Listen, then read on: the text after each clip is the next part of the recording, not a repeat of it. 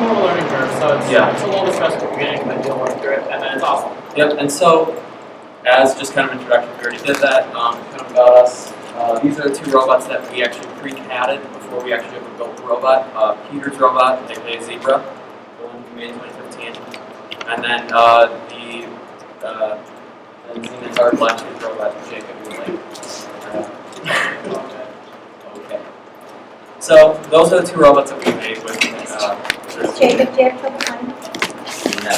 You look so far away. You must have taken Yeah. Okay, so from this tutorial, we should be able to make robots somewhat like this. So this was last summer. I made a West Coast drive train to kind of get my skills ready before the season. Actually, before last season started, I actually did not use Creo very well at all.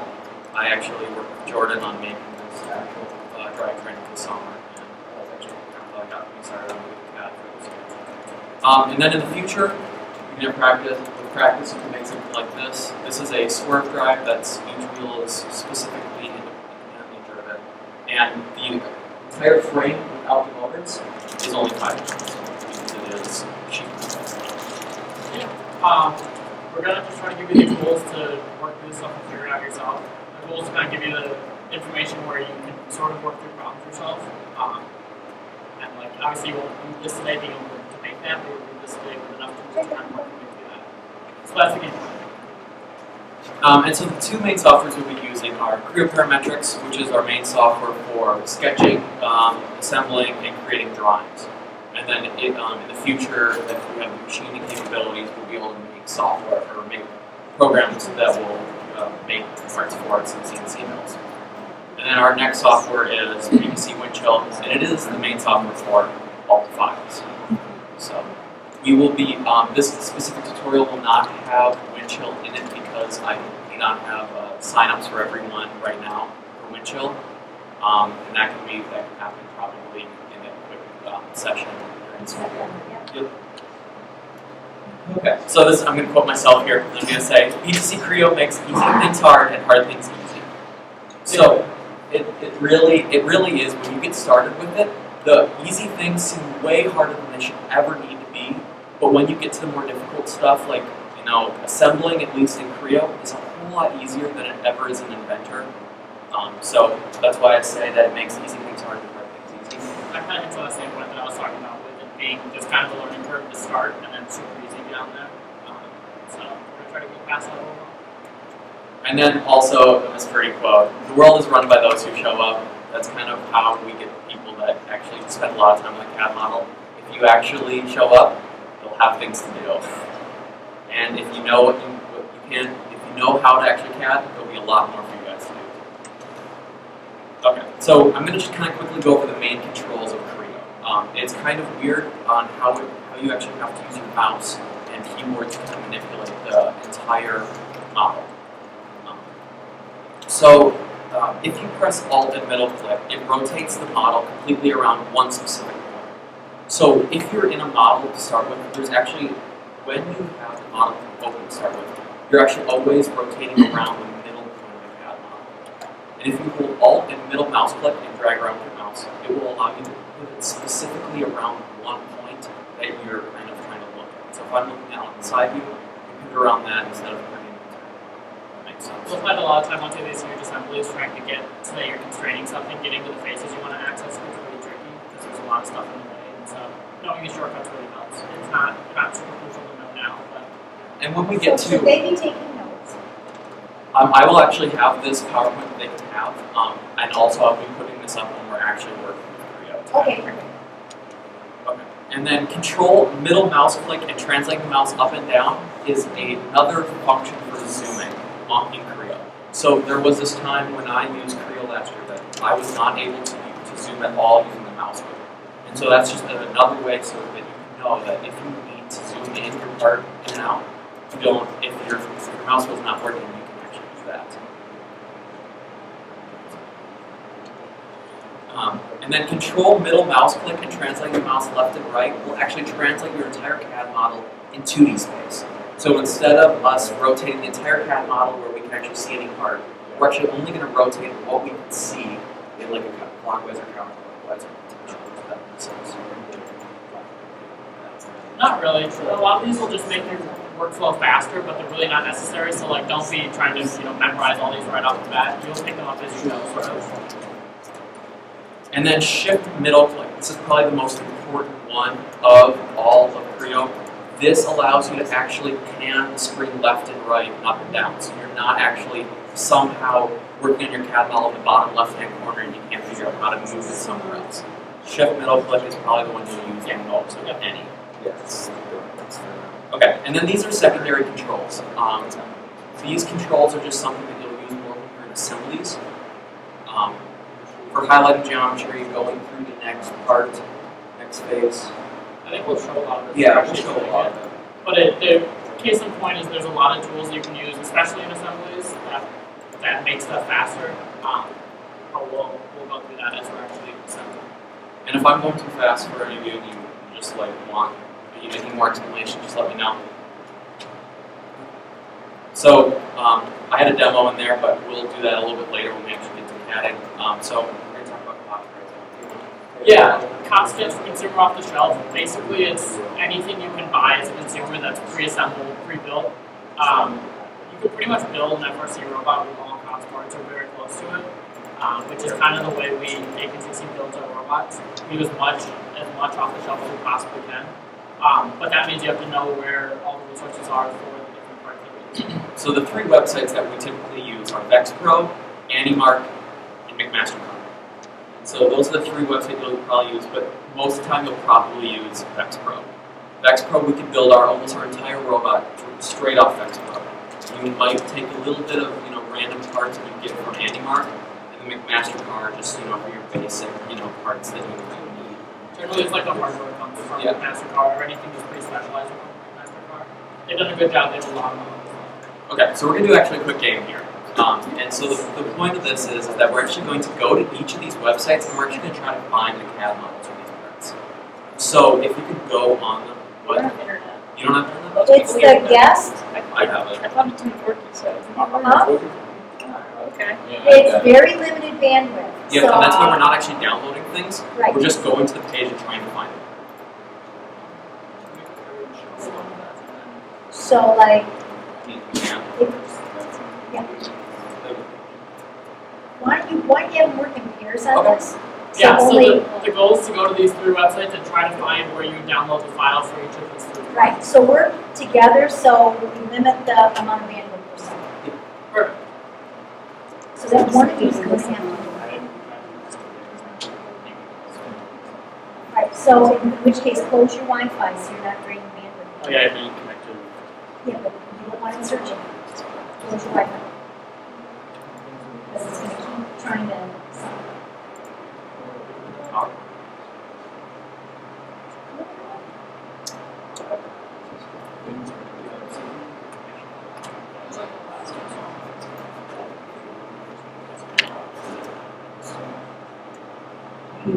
And if you have any questions, just let me know. And I can help find it. Yeah. All right.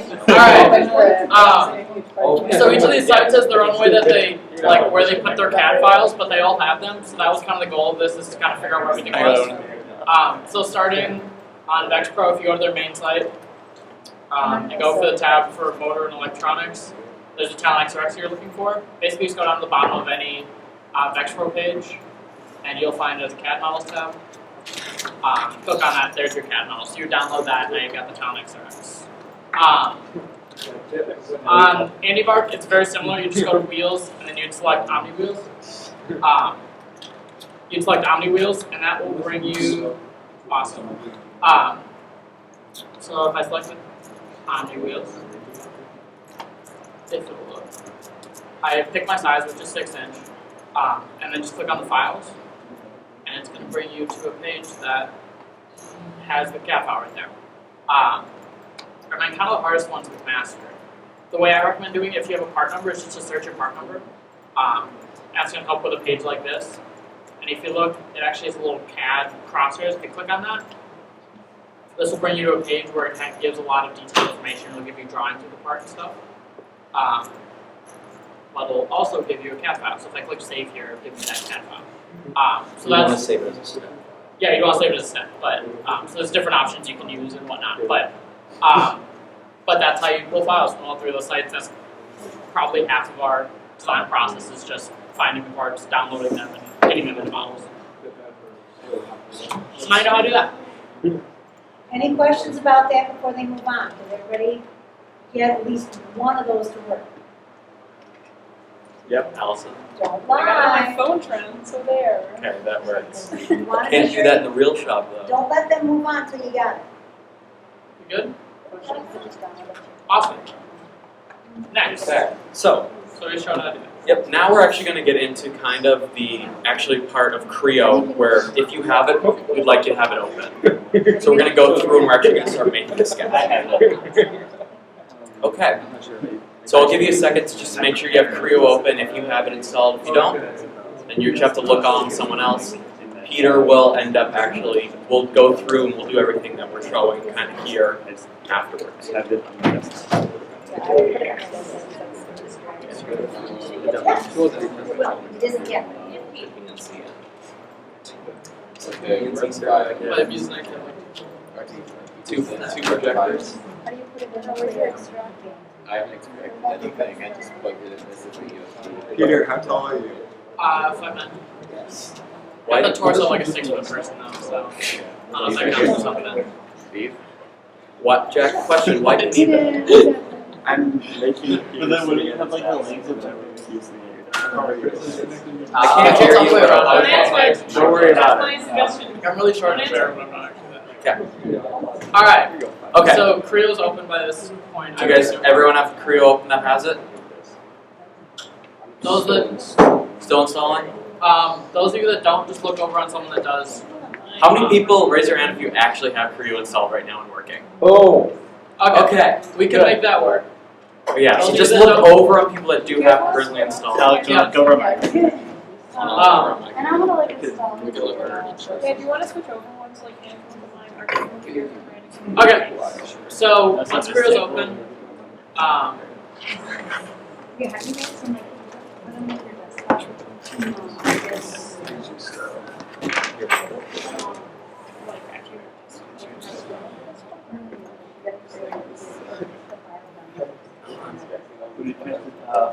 Trying to split screen these. oh wow. Well, you almost got it. He's breaking his computer. Why try when you can't? Okay, there we go. That's Oh, cool. That's a beautiful Creo. Just so you guys can read all that. because we're- I can read it. Don't we worry, I'll fix this. Just go full screen on there. I'll show them on here after. Okay. Yeah. This is like 10 years ago.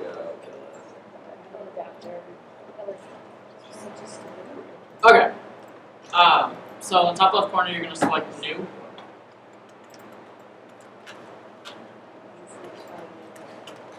Too many animations. Okay. Top left corner, you're going to select New. And that's going to pop up a window in the middle, and it should automatically have selected a part.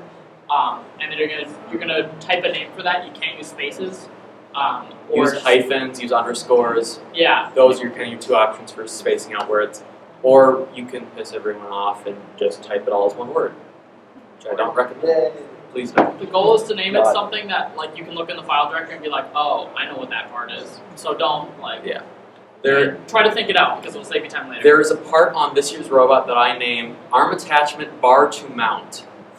It doesn't make any sense at all, but I knew exactly what it was, and just try to name things correctly, but even when you're kind of getting into mid-CAD season, you're like, I don't know what to name parts. Just kind of have to go, you have to figure something out. Yeah. So that it actually does matter what you name it. You can't rename stuff in Creo, at least not easily. So Yeah, not easily. You can, but it'd be too much of a waste of time. I'd even just say recad it at that point. So if you need to. once you've typed your name, you're going to click the OK box on the bottom right corner, the little blue box. I'll show you this in a minute, but we're going to try to walk through it on the PowerPoint, and hopefully we can get there. Okay, so now in your top bar, you should see right about in the center a little sketch button in the top ribbon. Click on that. It's towards the right part of the screen, so it should be about 3 into on the left. if everything's Sure, we formatted. just show that. Yeah, let's do that at this point. Peter's going to quickly go through exactly what he just said, so you guys can see it. So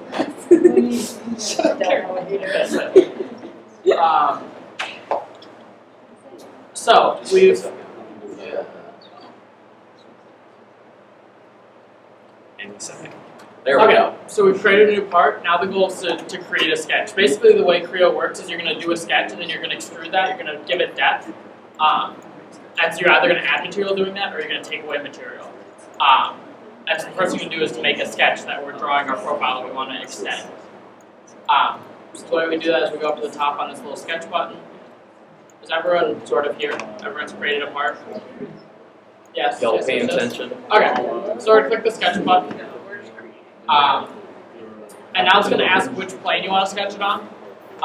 This doesn't matter too much. The one time when this comes in handy is when you're pulling stuff into assemblies, it'll know which direction it should be.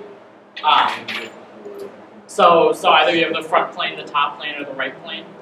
The hard part is that if you don't really kind of pick the plane that you want to work with right away, when you go into assemblies, it'll automatically orient the part in that direction. So things are going to look really weird and you'll have to manipulate it. It saves you time in the long run if you sketch on the plane that you know you're kind of working with. So even if you select it wrong to start with, kind of just visualize that part in your head in a different direction if you can, or just kind of restart your sketch and make sure you're on the correct plane. Yep, so we're going to start a sketch. We're just going to make a tube. So what we're going to do is we're going to use the top plane. You can either select it by holding over that box, or you can go over to the model tree over here and select top. So we'll click on that, and now it knows which side we're going to be sketching on. So now you can click sketch, and it'll open into our sketch mode. And then I have here, so then let's just go over it. Yeah. So we're going to go over this ribbon right here. So kind of going down, kind of from left to right on there is that we have the refit button. So that allows any part that if it's kind of off to the side, it'll automatically snap it to the center of your screen. Then some people have the zoom in and zoom out buttons. Not everyone does, but zoom in, zoom out allows you, if you kind of drag a box around your part, it will zoom into that specific size. Yeah, I don't have that, but it just looks like a standard magnifying glass with a plus or minus in it. Yep. And then after that, there is the repaint button. You'll probably never use that. That's a button that if Creo kind of has hiccups, it doesn't actually show you what it should be. You can press that and it will re-render the entire screen. Yep.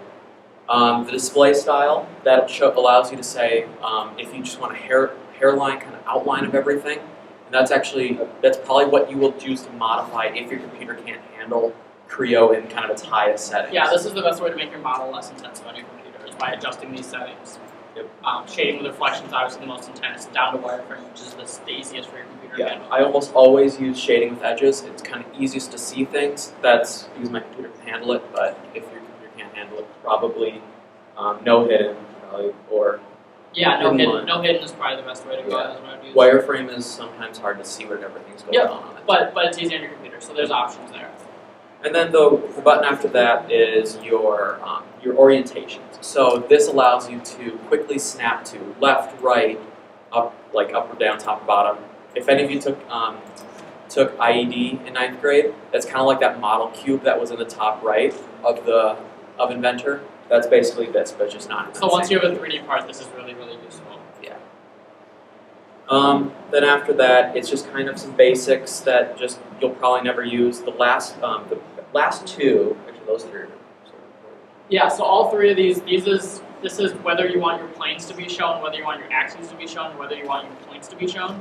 You'll find once you're in assembly, you may have 1,000 planes on the different parts that you have there, and so it's really hard to see what's going on. So you can select to turn off each of these. Yeah, whenever I open the CAD model from last year, if you've ever seen me open it right away, you'll just see this massive kind of brownish blob planes and points, and you can't do anything on your computer at that point because it's so many points your computer can't handle it. So you actually have to go up there and uncheck all three of those to actually manipulate the final assembly. This stuff is also available in the View tab Yep. right here, so you can turn off, more specifically, you can turn off different things. So if you don't see it on your top bar like I do, that's where it will be under that View tab. And then the most important one that I found that actually Peter doesn't have up here is actually a little 3-axis button. Looks like that. Yeah, it looks like that one. And what that does is that it automatically centers the part around the center of mass, or actually the origin, I think Yeah. And so when you rotate the part, you'll always rotate around the origin. And so when that is on, sometimes you're not able to get the view you want, or if it's off, if it's on and you actually accidentally sketch way too far off the origin of the work plane, you'll actually your part will move really fast because it's so far off that's kind of Yeah, on a lever. so basically it's like if that's on, it's going to always rotate around the center of your model regardless of where your part is in that model. If it's off, it's going to rotate around the center of your part. Sometimes each one's better. And in a big assembly, it's nice to not rotate around the side, you want to rotate around the whole model. And so that's an option you can use. Generally, if you're having trouble rotating around a big part, I usually find it in assemblies. Turn that off. And that would be in the view tab if you don't have it on your top bar. Okay, so some sketching stuff. Yeah. Okay. So let's just go through dimensions next. So let's just Okay, should we just like again? Sure, that's actually the challenge. So why don't we just show the 6 dimensions and kind of just go through that. Okay. So we're gonna draw a shape. We're gonna draw a square. So one key to sketching that is kind of like a finesse thing that you'll realize is really, really important down the line though, is always starting from the origin of your model, always starting from that middle dot. The issue is if you're ways off that, when you come to assembling, it becomes a big issue. So you'll notice I'll start at our center dot, click once, and then drag, and click again. And now we've created our rectangle. And see, the nice part about Creo, at least when it comes to the student edition, that your basic drawing tools automatically start from a center point. So you're not starting from an edge like you would typically think, like Inventor. Instead of starting from one corner and dragging to the other corner, you start from the middle and you're dragging out as a square or a rectangle. So that helps you always get right on that origin point. Yeah, so right now we don't have something that's a perfect square, it's just kind of a box. That's fine, we'll add dimensions, and that is what will adjust what the size of your box is, what the shape of your box is. So the goal is to get kind of close to it, and then lose dimensions to get it all to there. So everyone got that? Got a box? If you have Creo, you have a box. Yeah. It's super straightforward to do. So now we're going to add dimensions. Yeah, I use normal, and then I say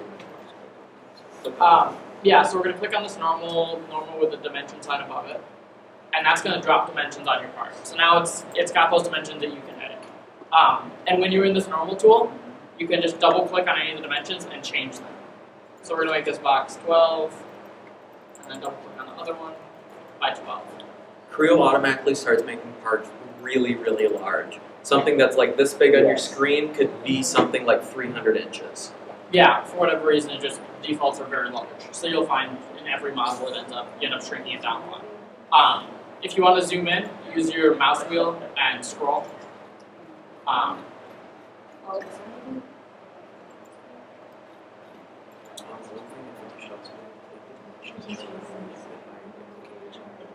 Yeah. So if I didn't have a dimension that I wanted, like say I didn't have. Delete goes back to it. I'll right click. Okay, well, my function deleter. Welcome to the glorious world of a Mac. Yeah. Does not have a delete key.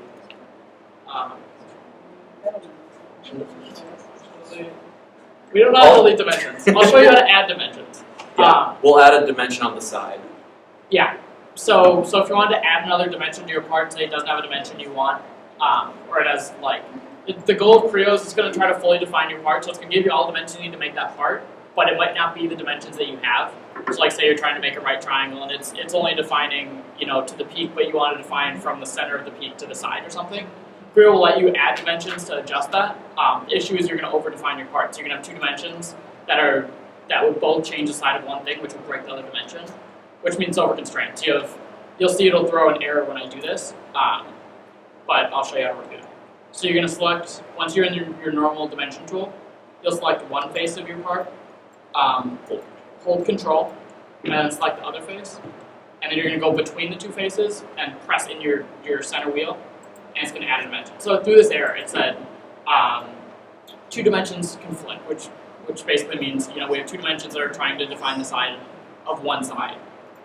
So it's showing the two dimensions that are conflicting, these two. And you can actually delete one of those dimensions if you need to. Yeah, so what we're going to do is we're going to delete that first one. So click delete here.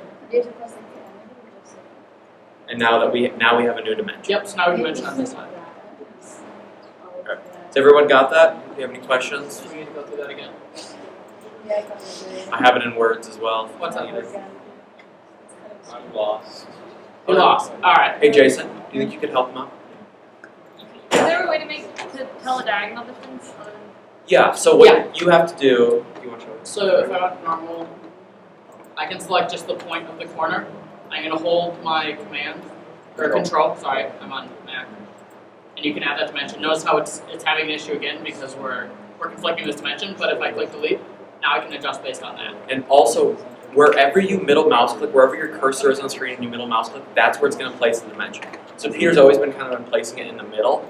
I always kind of drag it to the side so it's not kind of conflicting in the view. That's just kind of something, depends on how you Yeah, want to you keep can your also parts drag. broken You down. can also drag them out of the way if you. Maybe you can drag them. I don't know. I've always just learned that I always Yeah, delete them and re-add them. Different. Sometimes you'll find when you're doing that, if you click ways out, sometimes it'll pick up a dimension that you don't want. So like if I had an acute angle and I wanted the dimension of the inside, if you drag it out here, it's going to pick up the dimension outside. Yeah. But just be aware that just does. give you 360 minus your Yeah, actual yeah. dimension. So it'll give you that obtuse angle. Yep. That makes sense to everyone? Let's go down. I have just this list right now with all these tools. Okay.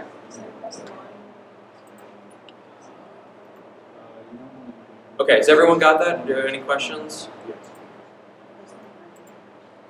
So, Yep. I'm like holding control and hitting the second point, but dimensions not popping up. You have to middle mouse click to accept that you're choosing both those parts. Okay. Yeah, so you're going to select one, hold control, select the other, middle mouse click in between them or wherever you want your dimension to be. That'll drop it. Thank you. Do you want to start working through these and I'll try to pick up people that are having issues? Yeah. Okay. So I'm actually now just going to go through like specifically each one of the tools that we have in Creo. So here, kind of going, I'm going to go left to right on here. And so when we start over here, these first three you're probably not going to ever use. But the first one you probably use is the center line tool. Select one. And the center line tool allows you to drop a line that's between two specific parts, and then you can actually mirror it. So the center line is very useful when you need to mirror or pattern an object. So you place it kind of in an area, and you're mirroring it. And then even going down the line, that we just have our basic sketch tool. So like just a line chain. So you're able to click one line and keep going down the line. That makes sense. I don't think you're going any other issues right now. Circle and square or rectangle actually makes sense. Just all in all, I mean, they're pretty typical. And normal is the one that we're going to use at whenever you need to make a dimension. Why are there two center line buttons?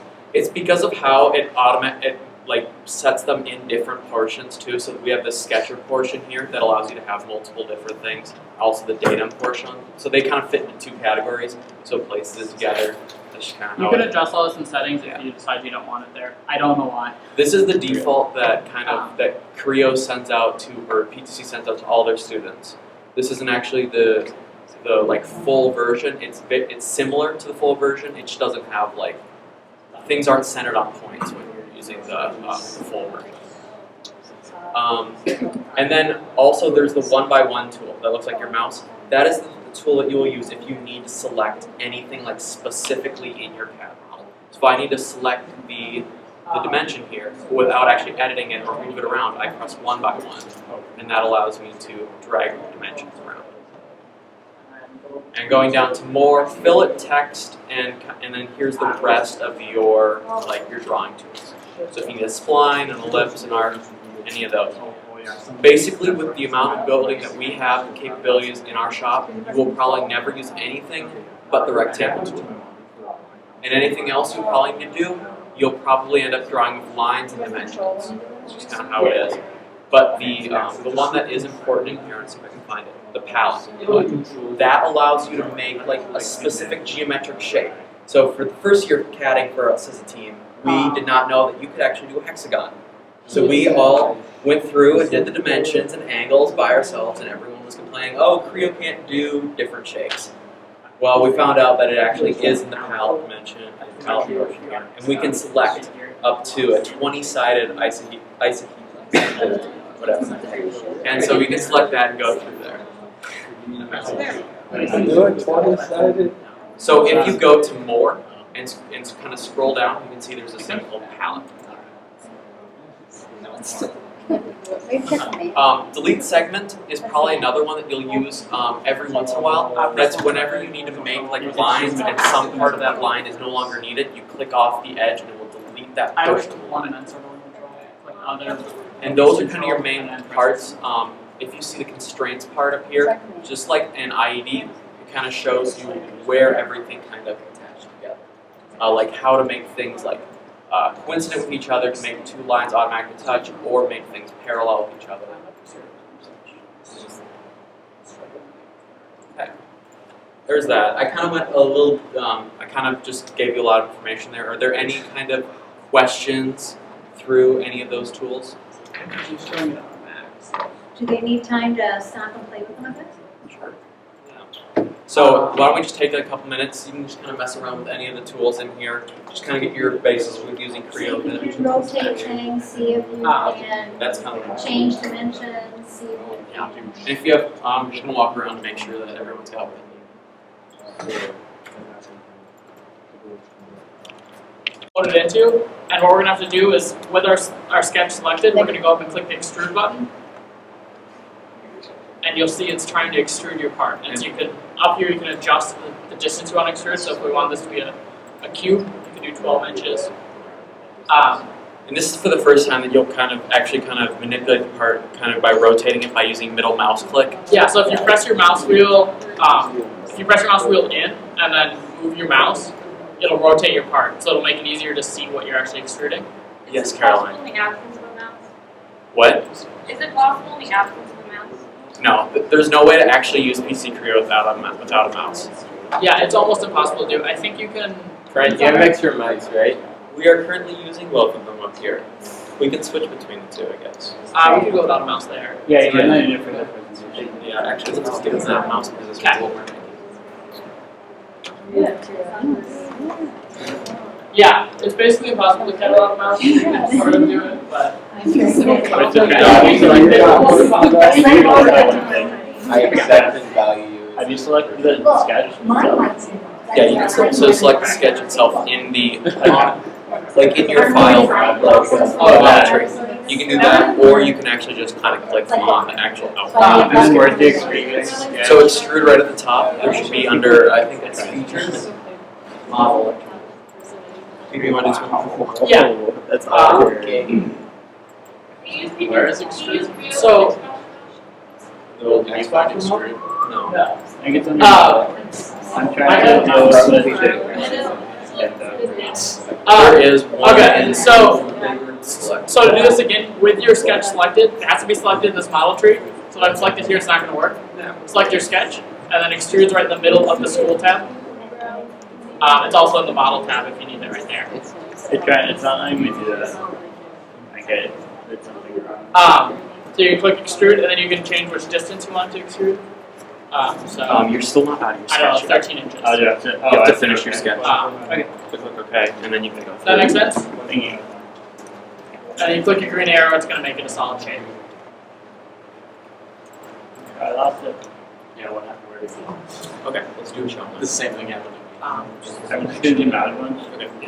Yeah, we're going to come around, make sure that you all have that working, and then everything's working for you, and then we're going to move on to the shelf. Yeah, I extruded it, but I don't know where it is. Okay, it's a search. Sure, I'm not. So you can do one. Well, we can just found it. sketch it. You know the Oh, basic instead of extruding. Do that. Oh, I found it. So let's. Oh, I don't really funny. Ethan. Lollipop. We just got All by That's right. Yeah. Okay, you have an extrusion, Jason. Yeah, you have almost there. Don't worry, Jack. Your bike wheels. And then just like the jack mark. Illegal. Oh, When we actually get to certain parts, you're going to need to Well, there's that, but I was just saying, like, we're actually going to go to shells and such. What? I don't think you're going to need. I just So you might Yeah, get it's to open a like new it's part like- and make sure that This you is have the that. projector bag, it's not gonna. I have a shell right here. It's out of the screw inside. Okay. But better. It's still not opening for you? Okay, right click on it and say run as I know I admin. didn't put it in. Alex actually made a cylinder.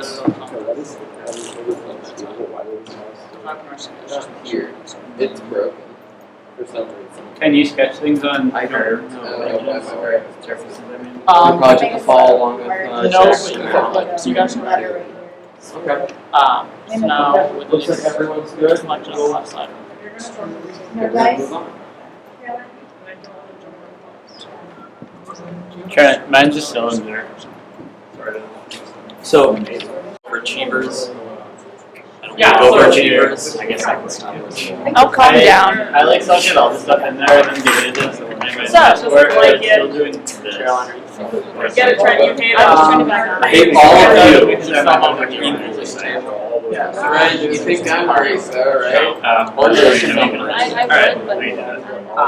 but. Worst of them all. Great, that's me. Yeah. Okay. You don't Why did we we do have that? Jason answer questions. We need By to renting all the best stuff. so we can. Really took the hard road there, just ready. Okay, so we're gonna put a hole in the side of this box. It could be, I mean, like, you can make this hole whatever shape you want. But we're just gonna make. Do you want a shell first, or do you want to Make make it like text. and then we'll do it. Okay, so we're actually gonna shell first. Shell's a tool that basically hollows out your part. So if you're making something like a tube, we just shell out the whole thing and just make it the. Basically, the goal is to just clear out as much space as we can, because like our tubes aren't solid, obviously. We can take like 2 tubes and it would be a full robot. Yeah. So what we're gonna do is we're gonna select our shell tool up in this top ribbon. And so that, what I always call that, at least that top ribbon, I call the features like ribbon. It has all the features you probably ever use in it. So extrude, revolve, shell, hole. Yep, it's gonna give you all the tools you need. So what a shell needs is it needs to know what faces you want it to cut all the way through on. So on a tube, you want the ends to be open, obviously. And so what we're gonna have to do is it's asking us to select those faces. Down here, it'll tell you what surfaces it wants you to, what surfaces it wants removed from the part. Yeah, so if you look in kind of the bottom left of Creo, whenever you don't know what to do, it will almost always tell you what you need to do. It's Yep. kind of cut off Right on the here. screen, but you can kind of see it says select sketch, select surfaces to be removed. So whenever you have issues, this is where it's gonna try to prompt you with what it wants. Do you want to pull the bottom of the screen then? To catch it, or is that not? The screen goes up, not down. You guys should be able to see it on your Creo display too. It should have it down on this bottom edge with what it's prompting. That's so much. That's not just a shell tool. Everything will go through that bottom command bar. So what we're going to do is we're going to select the faces that we want to stay hollow. We're going to make this a tube, so we're going to remove 2 faces. So we're going to select one face, and then we're going to hold control like we did before, or control. Select the other face. So it's going to remove those 2 faces, and it's going to leave all the other faces. And you'll see there's only one setting we can actually change in the shell, and that is the thickness of the wall that you have left over. So almost all the tube we're ever going to use in our shop is 1/8 inch, so 0.125. Yep, so you're going to adjust that to thickness. And the nice part about Creo is that you don't actually have to do it in decimal. You can actually type 1 divided by 8. Yep. Or 1 divided by 16, and it will actually give you the decimal there. You don't have to specifically know So your decimal. it'll do the math for you. And you could also do like, 1 1/8 divided by 8 plus 3 divided by 4, that'll work too. But yeah, it uses standard order of operations, just be aware of that. And see, the nice part about that is that when, like, if you use like actual like 1/8 inch or 16th inch, when you tell a builder what it is made of, you don't have to say, oh yeah, that part's made of 0.125 aluminum stock. It's more like they know it by 1/8 inch aluminum stock. So then you press your green arrow, you're good to go. Now you've got a tube. So this could have been longer if we made our sketch longer or if we extruded it further. But this is totally an example. Does that make sense? Everyone there? You understand what the features do? Brandon, you were here. Yeah, we use 12 by 12 All the time. all the time. What's up? Why is this letting us go to 1/8? That's what we use to catch the ball this year. Like, it'll let us go to. That's what we hold the aerial Can't system go on the past, robot. like thinner than 0.16. Yeah. How big is? They're all.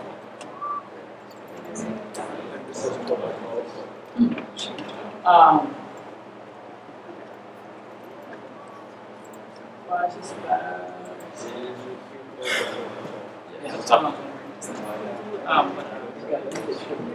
It doesn't matter. You're going to make, and we're actually going to assemble it, kind of use it to in our future challenges. Yep. So we need everyone to have this exact same part. So you're going to start a new part. Yep. You're going to name it whatever you want. Click your OK button, and then you're going to make a part that's 25 inches long, and it's a 1x2 tube, and it's shelled out to a thickness of 0.125. Make sense? Say it again slowly. That was really So, right there. yep, it's up there on the screen, but it is a 25-inch long piece of aluminum that is 1x2. So 25 long, 1 inch wide, 2 inches tall. So you're going to make a big solid box of that, and then you're going to shell that out. Shell it through on the 1x2 side, go Yep. all the way through, so it's basically like a stock piece of aluminum. Make sense? Start this on new part. Don't edit the one you did before. Use VersaFrame. So that's kind of just aluminum that has holes already drilled all the way down the tube, and we can make it so we have gussets on there. Holds the frame together. Yeah, so the goal is to put holes on a standard distance all the way down this tube.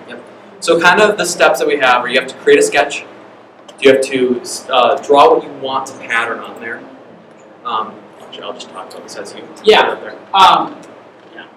And so what you have to do is you extrude the sketch that you want through there. So you remove, and so we've only, at least with what we've done for CADing, we've only made our parts like actually create material, not remove material. So we'll go through and we're actually going to make a sketch that's actually going to drill a hole through, and we're actually going to go and pattern it by, what is it here? It's slice the pattern. Basically, all we're doing is we're making one hole, and then we're going to pattern that all the way down the tube. Yeah. Pish, you can make this a hexagon if you want to make it a hexagon, but we're going to make them circles. Yep, we want it circle for this. So we're going to select sketch. Can you do that? Yep, far right. Yeah, so let's select the sketch. The nice thing is once you have a part here, you don't have to select the plane necessarily, you can just click on the part. On Yep, which click face. on the face. So like I want to draw on this face, so we're going to click on it, click sketch. And so we're going to start with a hole on the end of this tube. And you want to make sure that you put your hole right on the middle line. If we drew everything on the origin, you'll see that you have your plane going directly down the center. If you draw your circle right on that, it will automatically center it for us. You Yeah. don't have to give it a dimension. Yep, so the goal is to put, the issue is if we put a hole right in the middle of the part, then we'd have to pattern it one way and then pattern it the other way. The goal is to be able to do it in one pattern. So what we're going to do is we're going to have to draw a hole here. So we're going to click center and point. Nice thing is we already have the center line here, so it'll snap to that, so we don't have to worry about centering it on the bar. Click once, and then click again. And then if we go to normal. Yep, so Click once. yeah, so we're going to change the diameter of our hole to 0.162163. That's the size of our rivets, but it could be whatever. And you'll notice right now the position of that hole is measuring from the origin of the part. We want to measure from one edge. Yeah, of the part. yeah. So we want to be able to measure from the end of the part versus from this origin. So what we're going to do to do that is we're going to go. Right now we can't use this edge as a reference very easily. Well, I guess you could. Yeah, you could just click one edge, hold Control. Make sure you're in the normal tool. Yeah. Yep. Make sure you're in dimension tool. Hold Control. Click your circle. Click between the two. You've got your dimension. Oh yeah. Sorry about that. Yeah, so you're gonna select the middle. Sorry about that. Yeah.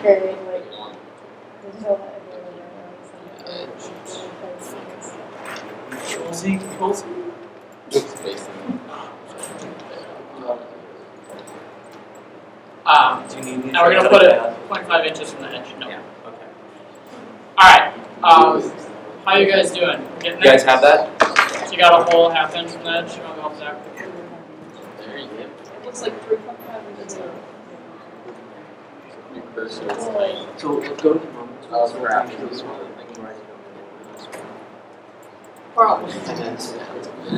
Hey, I got you covered.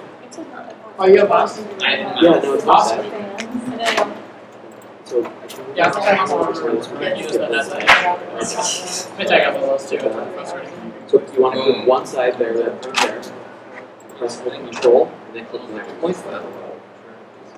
And then middle mouse click to accept that. Now we're going to finish this off by just extruding this all the way through the part. So we're going to finish our sketch, click OK. We're going to select the extrude tool. How far away were we supposed to have from the edge? Half inch. And you'll notice right now it's adding material in the wrong direction. That's what these two buttons are for next to your distance. This one will swap the direction you're going, and this one will add material or take away material. You'll notice Creo will automatically realize, oh, I'm trying to drill a hole, not trying to add material. So it looked like whatever. But if I selected that, so it's going to add material or take away material. So if that ever just happens, press That makes sense? keyboard, and it will clear your selection. So if I want to change the direction again, I'd go out this way. If I want to add material, I'd do that. And then you set that to a half inch. So we're going to take away material because we want to hold. Should we just be all the way through? Yeah, so right now it's going to give you this distance.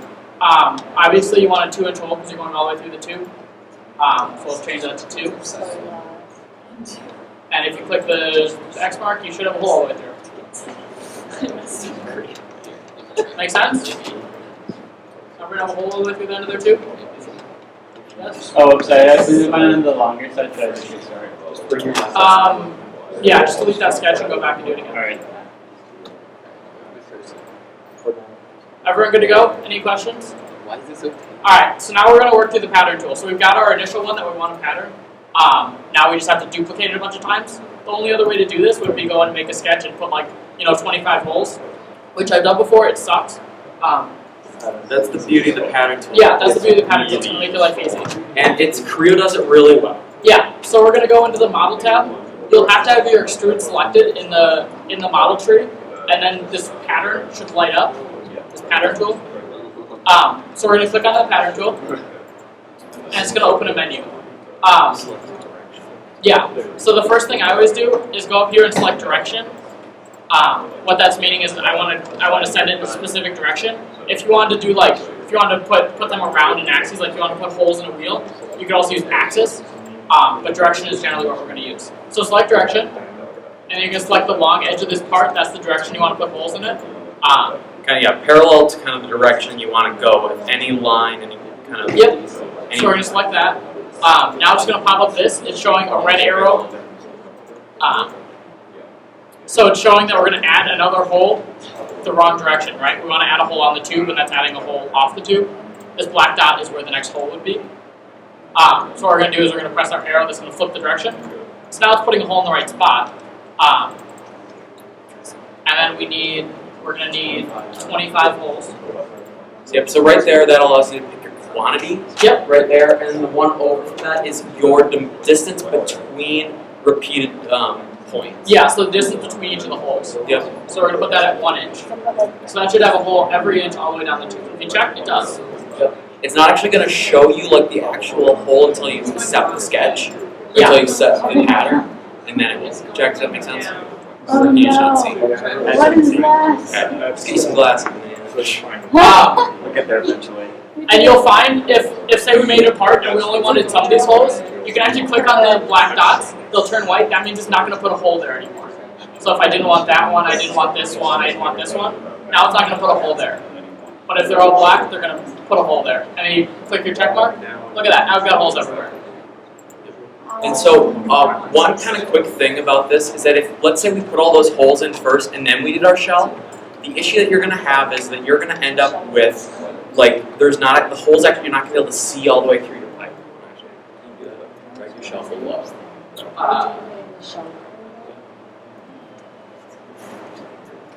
Yep, there it goes. Now rotate to the other. And so now you can see, let's zoom in. So now you can see if we actually did our shell after we did the pattern, we'll see that right now we have all these little tubes right down the middle of our part. Because Creo sees that we did an extrusion all the way through that part.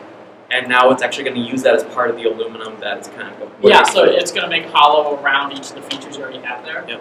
So if you make, so that's why you always want to go make your part, shell, and then do your next feature. Yeah, so you want to make it a tube before you do anything else with it. So drag it back up, back to it. So you'll notice we already have a ton of axes and it's starting to get hard to see what's going on. So if you imagine this times a bunch of parts, it gets pretty crazy in your assembly, and that's where we go into the View tab and start turning off some of this stuff. So I just turned off all the axes for each of those holes. I always find it easier that if you go right here, you can click into select all, so you're just able to quickly deselect or select the one you need. Yep, that works. I know I- it's super long. I try to click. Alright. Yeah, we're gonna take a quick break and just kind of I'll walk around and help you guys make sure you have everything's where you need. Alright, so we're gonna You just, add a I dimension. was redoing my whole initial assessment pattern, Press. so I have the whole there. Alright, okay, first edge. So make sure you okay. I just like to write this. So make sure There's like change arrows that from to see in the center. top left where it says dimension right there. Yeah. Change that to direction up. And then center. Yep, change it to direction and select any line that's parallel to the direction of travel of the 0.5? Yeah. Okay. Okay. And so now we want to say we want 25 different holes. Yep. So that's your quantity. And then over, So if you go to the next one over, that's the distance between. Control center one. 1 inch. So now go to the extrude tool. Or is the ideal situation? And then if you press the green check mark now, you should have all the holes. So you never see Okay. what's going on. Like, So we've got one issue in that we're on the wrong face. We should be on the skinny side, not on the fat side. That makes sense? So we're going to have to go through. So yeah, I mean, I Basically everything that at least we can build in our shop is 1816 is going to be our basic aluminum stock. There's not a whole lot that we need to know how to do much, at least in the rounds for now. yeah, you've mastered making a part. That's basically everything you need to know. Because for the builders, we tell them, do you need 2x1 or 1x1? They cut it to the length. They drill the holes that we may have specified, if that's how it works. But yeah, so this is our robot from last year for Southwest. That's just a cat model that we made. It without the arm, without the bumpers, and without the upper frame. And it looks it looks good because there's no upper frame on it. So each part in there is a single sketch like we were just making. And an assembly is where you bring all those together and so multiple of them. The only things that I actually, for the main part of this assembly that I actually created parts were the main aluminum stock around the edges, this part here, a few of these, kind of just anything that looks really detailed, nothing I actually did. Those are all parts that we actually downloaded from, these from Andy Mark, and then like all the electronics from Bax Pro, and we just placed them in there so we can kind of see how everything was going to lay out. Yeah. So majority of your time that you're going to spend in Creo is going to be in assemblies.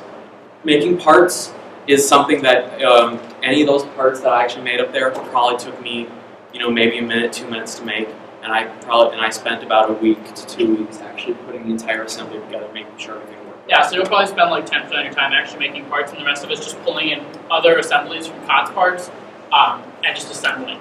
Yep. And the majority of your time is going to be that when something is added to the robot or modified, you're going to be like, okay, this can't be here anymore. We have to figure out a new solution. For a while, we were thinking of adding a part to the robot that said we didn't want to put any electronics on the main base plate of the robot down here. So that's why we can see that a lot of our electronics ended up around the edges or the top part of the robot. So we never did eventually move those all down, but you can see that there's going to be a lot of manipulation of where parts are in the assembly. The biggest value of CAD is figuring out if stuff fits together and how it fits together. One of the amazing things that actually Jason did a lot of this work for this part was he figured out the spacing for our wheels that we truly needed between our smaller 6-inch wheel here, or 6-inch wheel in front, and our 3 8-inch wheels here on the side for our robot. And so we were able to figure out that we can fit, that we don't get caught on the moat or any of the fences because we knew the spacing between all our wheels from CAD. If we were to do this with just throwing things together, we might have had to recut our aluminum sidebars like 4 or 5 times to make sure that we had the wheels spaced out what they need. So that's the value it adds. It makes it so you spend less time in the actual manufacturing process. And if you've seen our robots in the shop, like Zeke or Zephyr, you can see that they were kind of just thrown together. There wasn't a whole lot of planning when it came to CAD before, and it kind of bit us in the ass a few times. Yeah, it's nice because like if you have a model that's correct, like if you need spare parts, the robot can be in the bag, and you just pull it from the model, build that, and you know you'll have a spare part that'll fit. So those are some of the values of CAD, and we'll get into assembly. Yeah, we built, 10 years worth of 9 years worth of robots without ever doing like CAD beforehand. In the past 2 years we've done it, it's really been helpful. It's closer to actual engineering. Yeah. Alright, so we're going to go through the same process as starting as starting a new model, except as opposed to choosing part, we're going to choose assembly, which is one down. Yeah, sure.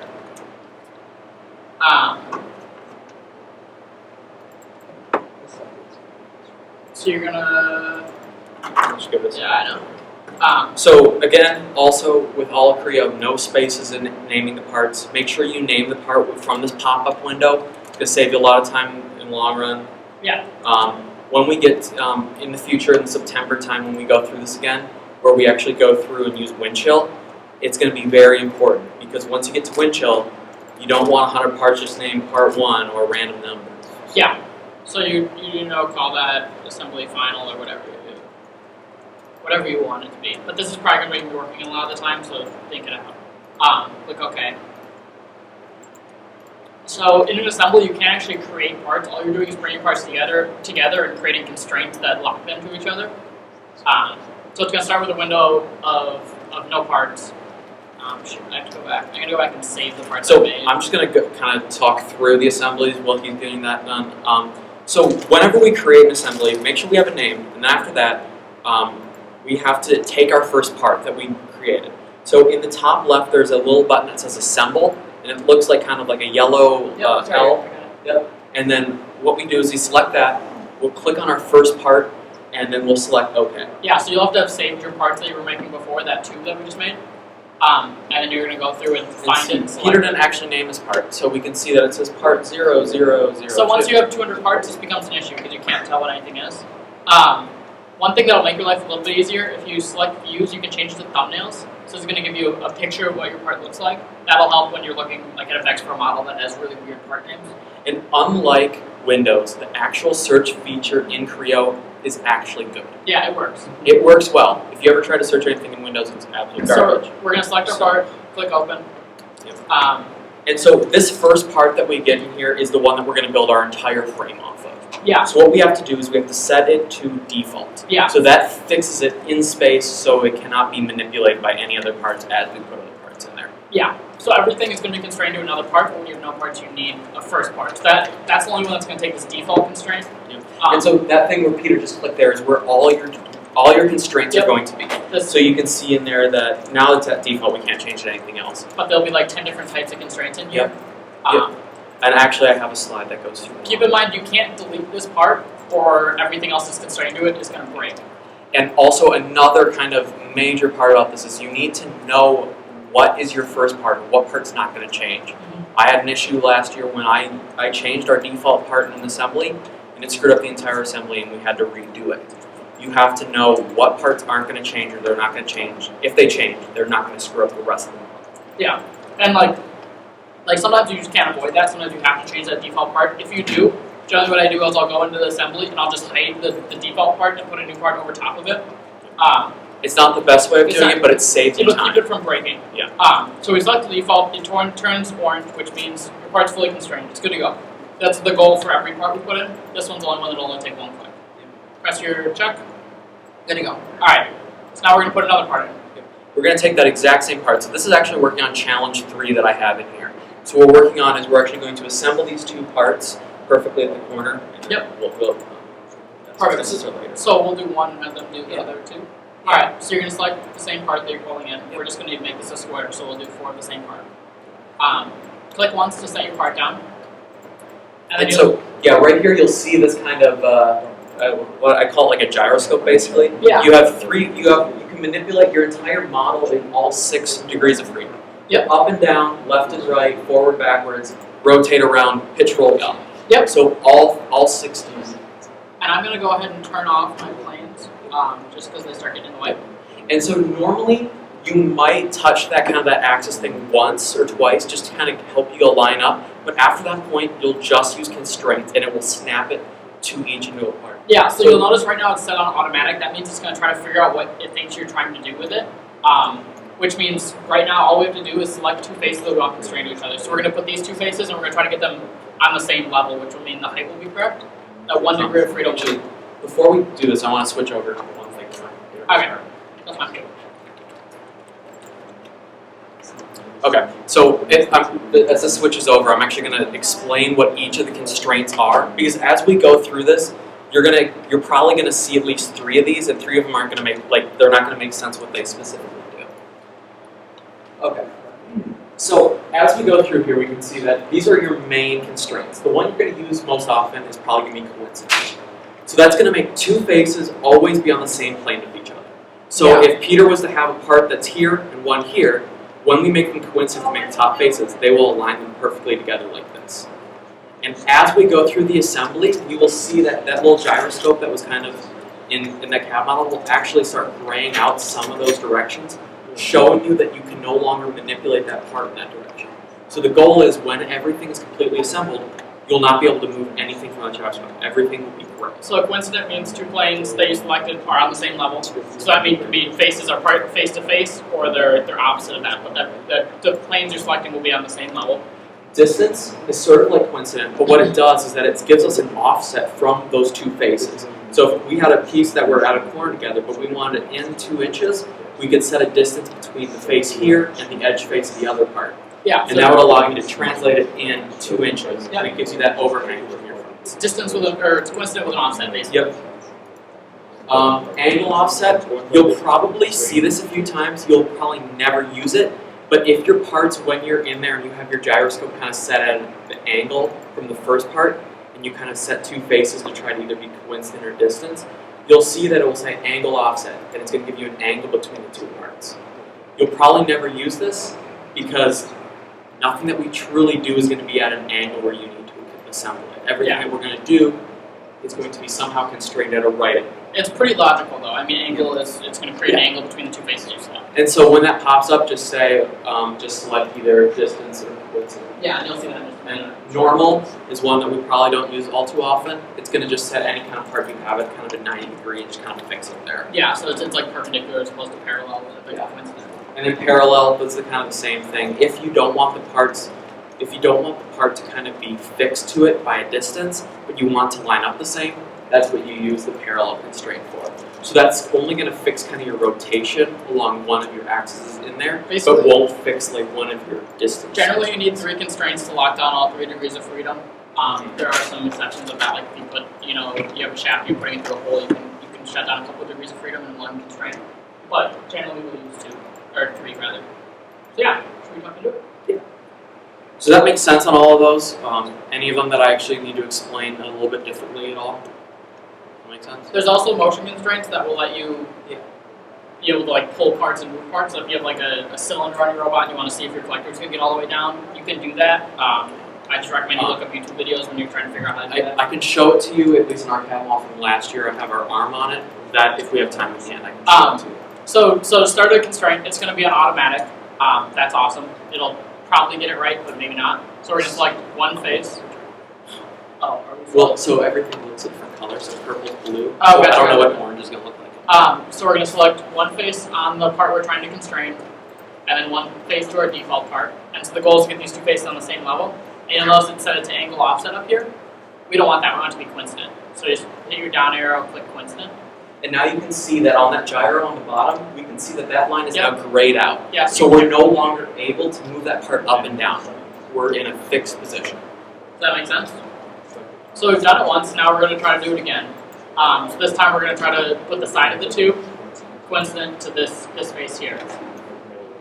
So we'll select 1, and then we'll select the other,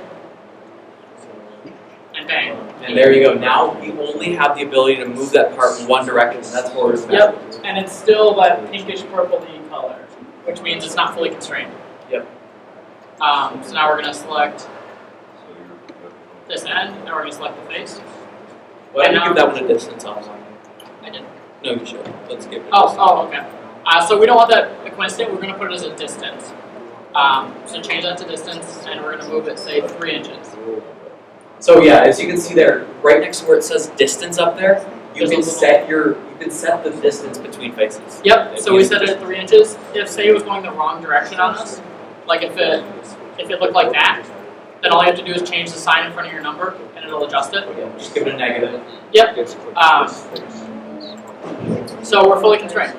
So it turned Orange, but it can't turn green on the projector. Yeah. It's actually going to be orange. Yeah, it'll look orange on your screen. That means it's fully constrained. It means it can't move anymore. You've done your job. What we're going to have you guys do is we're going to have you add one more part to this piece. If you're working along with us, just add one more to it. Yes.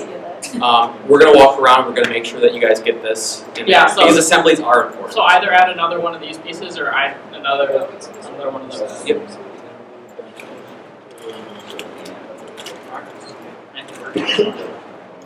Jake, can you do what you guys did?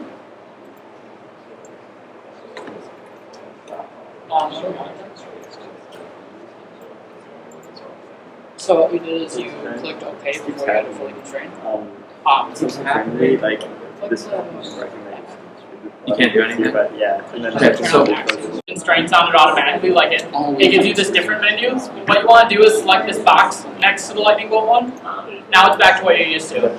So what Creo does is that it thinks if you're pulling in the same part multiple times, it will have it automatically give the same constraints as the last time you put it in. I just It is tried to nice for fill in something, parts and parts, but so it's a there's less pain out for of thing others. later. So Just be aware of that. yeah, be aware So if of you press that. that little box, it'll change it back to what you're used to. What? I forgot. Wait, how did we I didn't realize you could go back from there.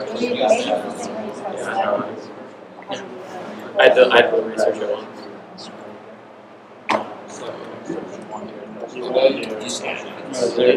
If you go to the placement tab, it's going to show you each of the constraints you have. So say, for instance, It's really helpful. go in here, right? Right. So if it's like the current source, you know, chances are. I didn't know that for a while, so I always had to end up finding something wrong. I always Yeah, started chances are adding it. it'll be like just the one will be here and it's right click, and then it'll let you reselect it. Oh yeah. Make sense? So that's what you guys should have when you're done.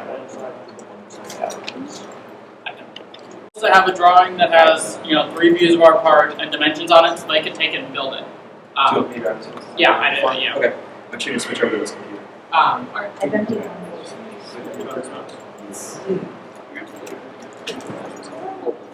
But yeah, this is a really valuable skill to have.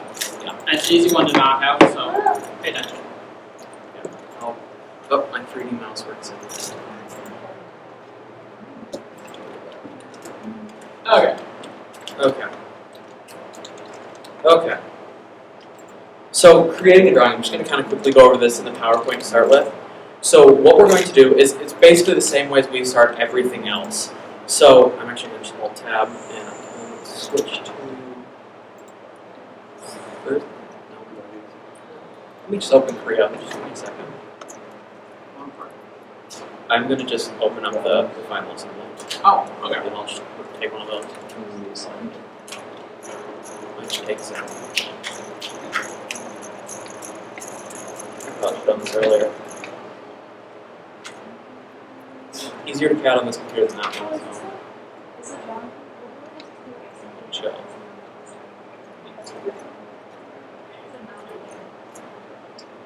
So the goal of Windchill is to make it easy for a bunch of people to work on the same model. The issue is if you don't have that, like, if Trent's working on a part that's in the assembly, and I'm working on the assembly, when you put them back together, they throw errors because constraints start breaking. Also, don't judge me, final assembly spelled wrong. I should have changed it yet. Which part of final assembly did you spell wrong? The word final assembly. No, but like final or assembly? Assembly. Okay. I'm pretty sure. That's You better didn't than final. abbreviate it, did you? No, I didn't do AS. Because I made that mistake. No, I didn't do AS. I did. I did ASM. And see, this is what you would see, like whenever we open up our CAD model, these are all the work planes from everything. Exactly. Also, ignore this part of the Yeah. robot. Don't look at it. It's been shown. I was gonna say you never changed it back. I can do that later. That's You a later should. You thing. should change it back. I will change it back. Change it back to legal. So this is our robot. Yeah. We're just going to pull a part out of it, we'll use that for drawing. I'm actually gonna hide this so you can see like the inside. We have all the parts in there. You can see that this thing's floating. Chances are none of this stuff would have fit if we didn't CAD it. Yeah. CAD. Yeah, it's glorious. It is glorious. Sounds like an advertisement for PTC Creo. I will make one. Don't you CAD. worry. It's glorious. That's like Trent's catchphrase now. Okay, so I'm going to take this part right here. It's called Hippo Mountain Bar. Not actually used, really. The name is because we were going to use something on the robot earlier. So I'm actually going to use this part. And so I just have it selected, but I'm going to click New. I'm going to say, we're going to go down here to Drawing. I'm going to name it Hippo Bar. Put that in. And so right here, this is kind of the important part. we have to choose a drawing because that's kind of the size paper that we use. 8.5 by 11 is somewhat related to A size paper. A size paper is a little different. It's what the Europeans use. Yeah. Close enough. Those dang Europeans. I said dang.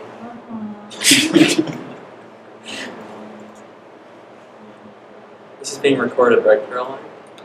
Okay. Chairman's footage. Hey, there is footage somewhere of me saying I don't like children.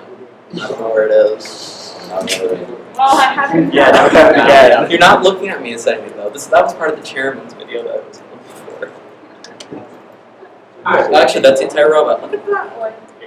I don't know. Okay, so you want to see the Trent, what's the template? Template. Which template should we A. It's A. A. It's like Canadian. like the first one, I think. Sorry. No problem. So you're going to things out and actually pull in the right part. Yep. And No. yeah. Here's what we're gonna do. Actually, so I made a mistake here. We actually have to open the specific part because what happened was when I opened the drawing, it put in our entire robot as the assembly. So I opened the actual part. Notice how this looks exactly like what you guys made. Yep, but this is one by one now. Yep. Yeah, that's glorious. And we'll create new. We'll say drawing. Hippo bar. So it looks like if you have that part open, it'll automatically. That's already in use, so we're gonna call hippo bar real this time. Yeah. Don't name things like that ever, please. A drawing, and open that up. Okay, So you're going to use a drawing for each individual part generally, not the whole assembly. You Yeah. may use an assembly drawing for like how they assemble the drivetrain, but mostly that's probably going to be. mostly it's going to be individual parts at a time. It's probably going to be like if I took this part and I handed it to Allison or Nate, and they could build the entire. They could build that entire part without having to come back to me and ask how it was built. Yep. Then I can continue working on the CAD model and things don't slow down. So it's going to give you an isometric view, a top view, and a side view. So right here, at least right now, everything seems really small on here. So what we want to do is as soon as we start, we go down here to the left where it says scale, 1 of 8. We'll actually change it. I'm going to change that. I'm going to make it twice as big. So I'm going to go 1 of 4. And now we can see that our part is much bigger. So if you're using a bigger part, it's going to have a smaller scale. A. Jump back to the PowerPoint. A, like Canadian. Okay. So once we go into the drawing, we want to make sure everything's set correctly, and then and annotating. So there's a couple things that we always want to do. Actually, that slide. So when you create the page, you want to make sure that you have all dimensions that are needed to build the part. So basically, that means like distance from edges from a common edge. So the common edge makes sense because when we have a stock piece of aluminum, we make sure we have a good clean cut edge instead of like cutting from or like measuring from the slab. Yeah. Okay. And then Always measure from 1 point. So Yep. like if you have 20 holes, measure all from 1 point. Yep. Or you One can inch. give them a typical dimension, saying that this first piece is a ½ inch off and it's on center, and the repeating dimensions are 1 inch off, and they can just kind of add them Yeah. from there. Basically, you want something that Yep. the builders can build every dimension of it. So they don't come back to you and say, "This don't isn't know. right. Yeah. Redo this, or I'm going to bug you until you get it done right." Yeah. How it's going to be. Just think about the process of building and make sure you have everything they're going to need. So the things you need on Are you going to use Creo View this year? what Creo View? Creo View so people can just go into Cube and We've not. What I believe we could do that. Just the hard part was at least this year the shop did not have enough space for someone to have a laptop in there saying, "Here's our drawing. You can look at it off here." It's going to be probably easiest for us to probably either print it out or figure out a way that they can get it some other way. No, it's a tool that exists. It exists. We didn't really use it this year at all. And it's a pain to get installed. So, unfortunately. So, other things that need to be on the drawing, is you need to make sure that your name is on it, so that if someone has to ask you a question about it, the person that either designed the actual part on there, or the builder can come back and ask the CADer who made this part, and can ask questions if needed. The revision of the part, so if you've revised this part a different time, make sure you have that in there, so that if builders have this on here, they can find the newest revision on there. And if you forget to do the revision, make sure you have the date on it. That's probably going to be the most important part. So that if we have a newer part, we can say, okay, this is an old one, we can get rid of it, make sure we have the newest, which is up to date. Yeah. And I'll show you how to add that information in here. Okay, let's get back to Creo. Okay, so once we're here on, once we're into the drawing here, we can see that we have all the sides that we need except for one of them. We can't actually see the right side here that allows us to see what the thickness of the aluminum is. So we'll actually have to create that. So we'll select this bottom piece right here. We're going to say auxiliary view. Actually, I think it's auxiliary view. We'll click the side. Here. Not click the right side. Auxiliary view. Click the side that we need. Drag over to the side. Click again. So we pick the edge of that. Yep, pick the edge of that. And now we can see that we added this piece here. So we can see the side of the aluminum now. Does that make sense? You need all three directions generally to fully define the parts. Yep.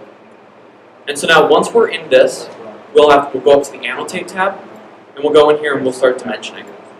So what we can say is, I'll click on this part here. It's the same kind of dimensioning like tools as in the actual sketching part of Creo. You click on the part, that's how you want, the dimension will pop up, and you have to middle mouse click to accept it. And that pops it in. And so that places our first dimension. And we just go back through, select the side, and continue going through. And always you want to place your dimensions on the side that's most logical, so probably that side would be here for this one. And see how I drag that down to the side? So you don't, whenever we had a bunch of lines kind of coming in from one spot, we're able to see them. So you're just going to drag dimensions to each feature. Yep. And so then as well, when we get to the holes, you want to make sure that you give the dimension of the hole. So we can see it's a radius of 0.082. Just like Yeah.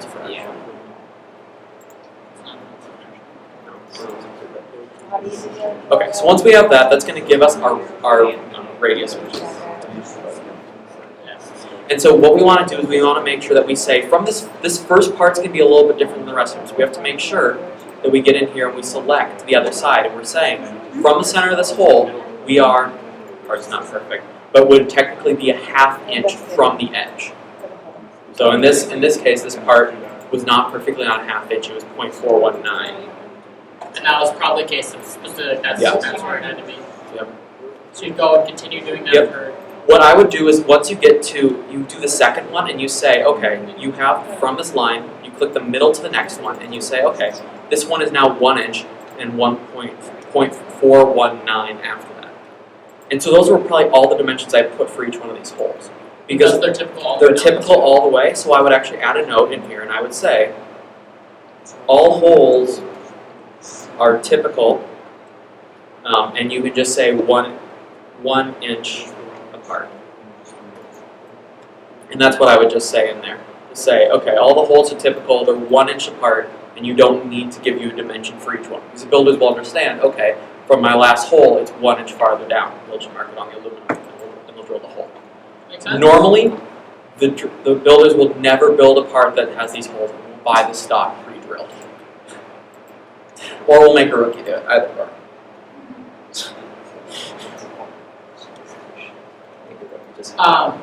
One other dimension maybe I would add is a distance to the end of the. I guess you don't need it, but you could add the distance to the other end of the hole on the other end of the tube. Yeah. But you have the total distance. You could figure that out if you wanted to. But And also, one other thing is why we added this space down here in the corner is we wanted to be able to know how thick the aluminum is that we're dealing with is. So we want to say that, okay, this has a shell of 0.125, so they can grab eighth inch stock aluminum and they can make the part. so now they've already mentioned they need to make this. Yep, so every part on here is if you can both. Yep. And so now I'm going to go down here and I always place it right here at the bottom. Since Creo does not make it the easiest to actually modify this bottom title block, I always just go through and add a note down here in the corner and I say it was made by Trent Fox. I add the date, so it'd be August 10th, 2016. And then I'd say this would be revision. That should normally already be placed in the title. Yeah. Revision 1. version 1, and then that's what else I said. Yeah, and the then other part notes. name is already put Yep. in there by Creo. And so, So now if there was an issue, they can go back to Trent Fox. They know which revision this is. Yep. And so once that's placed in there, we can now print out this document. That's probably what we're normally going to do unless we find an easier way. Go up to File, Print, and print the part. And so you'll probably never actually be able to print wirelessly. You'll have to go into our little office in the shop, plug it to the printer, and print. Yeah. So that's how you do a drawing. And that's how you do a drawing. That is kind of your basics of drawings. There's not a whole lot more that you'd actually need. Don't do the details. Keep in mind when you're selecting edges to add dimensions, you still have to do the control thing to select two edges. All basically creating dimensions in a drawing are the same as in a sketch, but you cannot modify them here. And that's that. I'm actually going to now go back to our PowerPoint. I'm going to show you the homework that you actually have. Woo! We can get started on it with the 15 minutes we have. Woo! Has the flash drive been passed around to everybody that has the parts that you need on This is it? it. No, that's the Creo installer.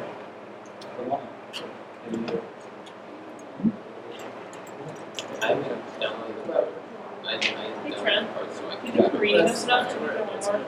What? You think Marie knows enough to do the homework already? The homework? We can work on it tomorrow. Yeah, we can. I don't know if she's gonna be there. I thought she was gonna be here for the September She's one. gonna come in September. No, I know, I was gonna say, she already knows some stuff. Oh yeah, she might be able to. work Yeah, that's through what it. I was, because you already Yeah. taught her stuff. Yeah, I've already taught her using it. She probably could. Yeah. Yep, as well, just saying, make sure date of the drawing is the most important. If you forget to do and everything else, make sure the date is on there.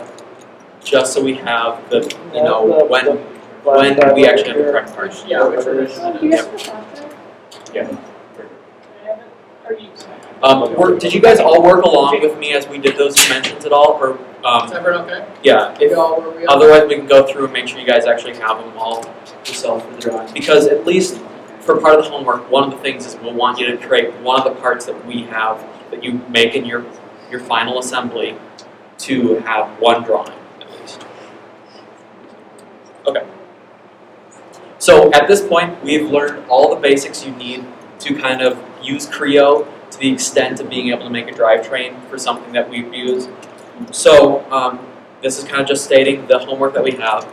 So for the rest of CAD meeting, which is not as much as I would have hoped for, but we did get through everything we needed to, that we'll actually build a West Coast drivetrain. So that's kind of the typical frame that we use for this year's robot, but it has a little bit of a difference to it that your wheels are inset a little bit. Can you explain a little better than I can at all? That your front bar is... I think I do the same thing with this, or just now? What? Like, are you saying we have that front bar across? Yeah, not like a robot this year, but over. Yeah, so the goal is to make basically an aluminum frame that has a front and back that are longer, like we did when we were making that assembly where we had the two inset. You're going to want to do that again. The sides will be the ones that will be inset. You'll have a front and back bar that overhang a little bit. And the goal of that is to protect the wheels, so the wheels aren't the first thing that get hit if you run into something. So in that flash drive that I passed around, it has all these parts that you have in here. So it's going to have actually doesn't have the Versa, but it will have the gussets. So the gussets are little pieces of aluminum that sit on to hold both pieces of the stock together. So you will have to assemble that into the final part. We have the 3-sim ball shifter in there, so that will be what we use to actually have all the motors that will drive it. Has our 4-inch Coulson wheels in there that we're going to use, that will be The drive. drive wheels. And then overall, kind of the rules that are at least from this is that the design is all yours, except there are constraints that we say that your overall frame perimeter must be 120 inches or under. So that is FRC rules right Do you guys now. understand what that means? If you add all four sides of the robot together, that number has to be under 120. Yep. So that means you can make it a hexagon shaped one, an octagon, or a circle. I mean, it doesn't matter as long as it's not a circle. That's But fine. have fun with it. I'm not Make helping sure that it is under 120 inches. So this is possible that if we decide that we want to use your drivetrain in the future, we have it as something we can use. It also must follow all first bumper rules. I have included that I'll actually have this on another slide, and we'll actually give this PowerPoint to you guys as steps if you need help with it. But so the bumper rules are that you must have, there must be support back every 8 inches beyond the robot, so that when you put your bumpers on there, the bumpers don't completely crack in half when you get hit. So, I mean, it's going to be, yeah. We'll include those rules, just follow. And all parts that are on the flash drive must be used. So, if that means that you have a 4-wheeled robot or a 6-wheeled robot or an 8-wheeled robot, doesn't matter. Just make sure that you at least use all the parts in there. Don't do a 1-wheeled robot. We realize Don't this get isn't around. going to be super easy, but you But guys that's have why- all the skills to do it now. Yep, and you also have till September. Don't push it off to the last minute, because Peter and I will have more time to help if needed. What's up? At least for me, the files are all step files. Yep. So So- The step files are the file that you'll probably get from all the websites. So what you have to do is you have to go, when you open in Creo, you have to change what part you're reading from the file type, I save see. all files, I got it. Yeah. and then you're able to Yep. use it So what I'd recommend is for those step files, just open them and save them. and save them as a Creo file, and then from then on, just use them as Creo files. It'll make your life easier because Yep. And also, when they open up for the first time, they'll probably give you a random name saying that, and that will be the part number that it came from, the website that it came from. Change that to something that makes a little more sense for you. So there'll be like the SIM gearbox will probably be like 217-03 something. And if you just change it to SIM gearbox, it'll make your life a lot yeah. So you easier. should start with all step files and just open them all up and save them and rename them to something that's logical and is a Creo file. And so then the helpful information. So then these are kind of just the parts about bumpers. Bumpers are created with two 2.5 inch pool noodles with a 3/4 inch plywood on the back, and the full bumper rules can be found on the URL shortener that I created. Yeah. And Don't you worry can- too much about bumpers right now. No, that's something that we just want to make sure that you know, you keep in mind. If you have time to get it done, Awesome. get it done. But You're in. and then also, if you want to add cool extra parts from either Andy Mark, McMaster Car, or Vex Pro, earns you bonus points. In my mind, you're not actually getting points for this. This will probably take like 3 hours to do at least. Yeah. So be aware it takes some time. So But yeah. once you're good at it, Peter and I could probably make one of these in 20, 30 minutes if it comes to it. It's not going to take you a long You'll time. get once faster get as you go fast. too. Yeah. Um, Assemblies, once you get used to it, are really fast, and that probably takes up most of the time. Yes. so, I had a flash drive when you guys explained this. How do you change the scale in the drawing? So bottom left corner. Yep. There's a thing that says scale. If you I'll don't open click up. on that. I'll show you. So right here in our drawing, you can see right here in the bottom where it says scale. If you double click on that, you might need glasses. Double click on that. You can say it originally says 1/8. You change it to 1/4 or anything bigger. I would have That's kind of all the content we have for you. For our PowerPoint. Nope. Okay. We've got 10 minutes, so if Yeah. your presentation is wrapping up. Yeah.